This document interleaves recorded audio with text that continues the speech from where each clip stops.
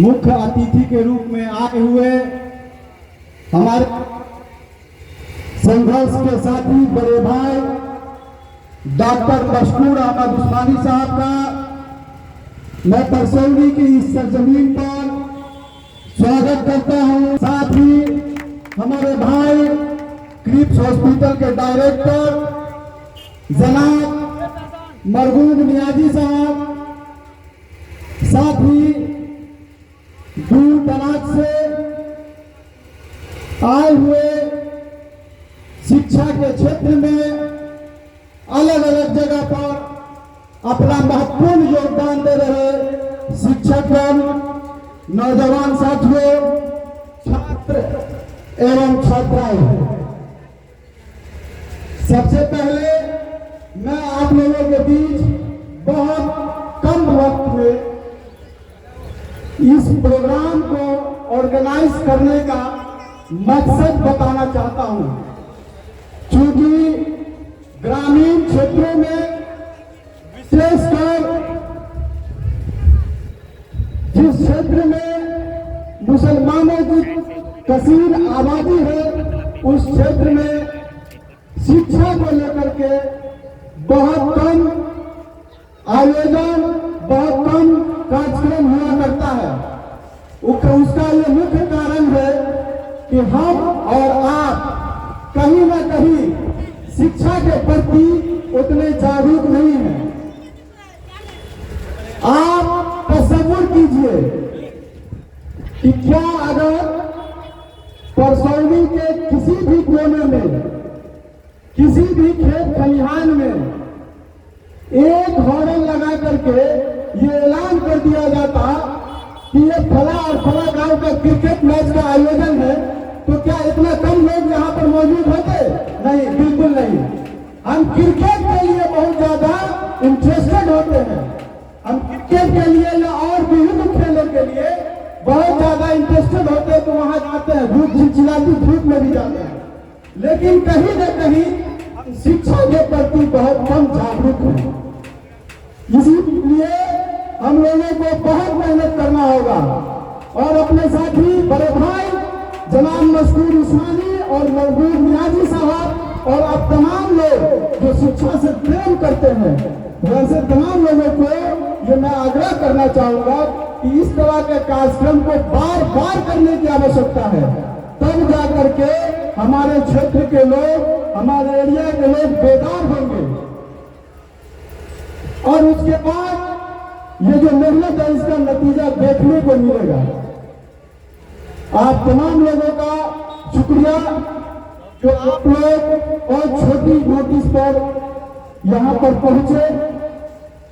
अब मैं आप लोगों के बीच उसका उद्देश्य, इस कार्यक्रम का जो उद्देश्य है वो रखना चाहता हूं। देखिए, आज से 10 साल पहले आप ख्याल कीजिए कि परसौनी ही नहीं, परसौनी के जैसे भी जो भी गांव है, उस गांव इलाके में जो हाई स्कूल हुआ करता था, उस हाई स्कूल में गिने चुने परिवार के जो बच्चे हुआ करते थे वही जाते थे हाई स्कूल तक पढ़ने के लिए। क्योंकि शिक्षा के प्रति लोग उतने बेदार नहीं थे, उतने जागरूक नहीं थे। फिर जब ये क्षेत्र में, पूरे बिहार में शिक्षा की क्रांति आई ग्रामीण स्तर पर, तो सरकार ने साइकिल योजना, पोशाक योजना, इस तरह के तमाम योजनाएं धरातल पर उतारने का काम किया। फिर लोगों में बेदारी आई और आज 500 बच्चा हमारे स्कूल से, हाई स्कूल से पास करता है नर्सिंग पास। ये बहुत अच्छी बात है। इसमें हमारे ग्रामीण क्षेत्र के जो शिक्षक लोग हैं वो मुबारकबाद के हैं। मैं उनको मुबारकबाद देना चाहता हूं कि आपने हमसे पहले आपने यहाँ पे मेहनत किया है, इसीलिए हमारे गांव से लोग 500 बच्चे हाई स्कूल पास एक साल में करते हैं। ये बड़ी बात है। अब मैं इससे आगे की बात करना चाहता हूँ कि आप देखते होंगे, और मैं तो बहुत नजदीक से इस चीज को देख रहा हूँ क्योंकि शिक्षा पे काम कर रहा हूँ, तो कि बच्चे मैट्रिक और इंटर पास करने के बाद वो कहीं न कहीं गुमराह हो जाते हैं। क्योंकि उनको बताने वाला कोई नहीं है कि मैट्रिक पास करने के बाद उसको क्या करना चाहिए, इंटर पास करने के बाद उस बच्चे को क्या करना चाहिए, जो वो आगे जाकर के उसका करियर सिक्योर हो जाएगा। तो कहीं ना कहीं मार्गदर्शन की कमी होती है। बहुत सारे गार्जियन अपने बच्चों को पढ़ाना तो चाहते हैं, लेकिन उनके सामने एक बहुत बड़ी समस्या के रूप में पैसे की कमी आ जाती है। तो वो पैसा न होने के कारण भी बच्चे को आगे नहीं पढ़ा पाते हैं। बहुत बच्चे ऐसे होते हैं जो आगे की पढ़ाई करना चाहते हैं, उनके अंदर काबिलियत भी है, लेकिन पैसे न होने के कारण वो आगे की पढ़ाई नहीं कर पाते हैं।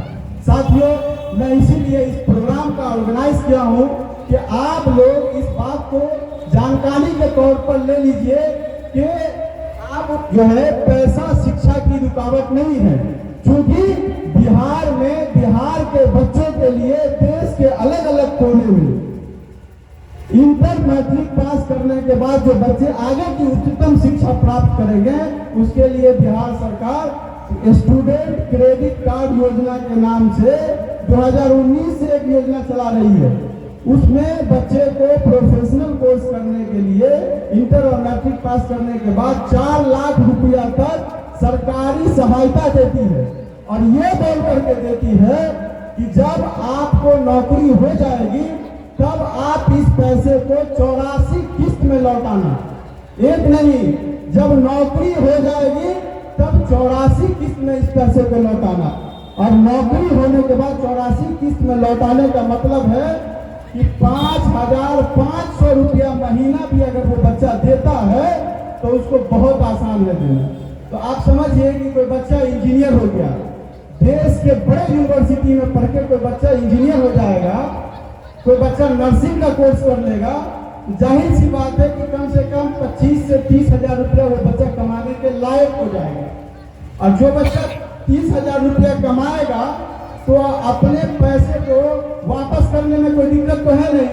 किसी कारणवश अगर वो बच्चा पैसा वापस करने में सक्षम नहीं है तो वो बच्चा सरकार को एक आवेदन दे देगा कि हमने इस विश्वविद्यालय से इस कोर्स को किया था, लेकिन हम उस लायक नहीं है, क्योंकि हमको नौकरी नहीं है, हम जॉबलेस हैं, तो उस पैसे को वापस करने की नौबत नहीं होगी। क्योंकि बिहार के मुख्यमंत्री माननीय नीतीश कुमार जी ने ये बात कही है कि अगर आपको नौकरी नहीं मिलती है तो पैसा वापस करने की आवश्यकता नहीं है, उस पैसे को माफ कर दिया जाए। साथियों, हम लगातार अपने गांव या अपने गांव के आसपास देख रहे हैं कि शिक्षा में तो लोग धीरे धीरे अपने बच्चों को पढ़ाना चाहते हैं, लेकिन उनको पैसे की समस्या होती है, और पैसे की समस्या को दूर कैसे किया जाए उसके लिए सरकार ने स्कीम भी लागू किया है। लेकिन हमारे सोसाइटी में इस तरह का कोई ऑर्गेनाइजेशन नहीं होने के कारण लोगों तक उस जो स्कीम है उस स्कीम का फायदा नहीं पहुंच पाता है। तो कहीं ना कहीं मेरा मेन मकसद, मुख्य उद्देश्य यही था कि मैट्रिक और इंटर पास करने के बाद जो हमारे गांव के बच्चे, हमारे इलाका के बच्चे